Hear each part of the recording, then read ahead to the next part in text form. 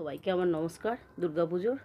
আর দেখো প্রত্যেকটা ভাই বোন যেন দুর্গাপুজো যেন খুব ভালো করে কাটে, যেন খুব মা দুর্গা যেন খুব খুশি ভরিয়ে দেয়। দেখো কেনাকাটার মধ্যে আমাদের পুজোর, দেখো একটা বয়স্ক ঠাকুমা আছে, তার ছেলে এত মদ খেয়ে মারধর করে, তাকে খেতেও দেয় না মাখতেও দেয় না। সে দেখলে আমাকে, আর 2-4 বছর ধরে ইউটিউব ফ্যামিলির আসার আগে থেকেই আমি এগুলো দিয়ে থাকি, যে আমার খুশির চেয়ে ওই ঠাকুমাদের খুশিটা আমার কাছে অনেক বড়।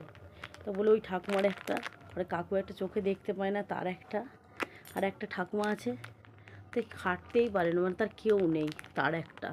এই 3টে জিনিস কেনা হয়েছে, আর আবার ছেলের জামা কেনা হয়েছে পুজোর সময়।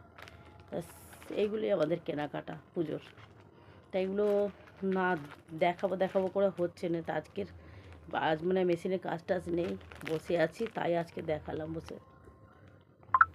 আর জ্বর হয়েছে, সর্দি হয়েছে, ভাল লাগছে না কিছু।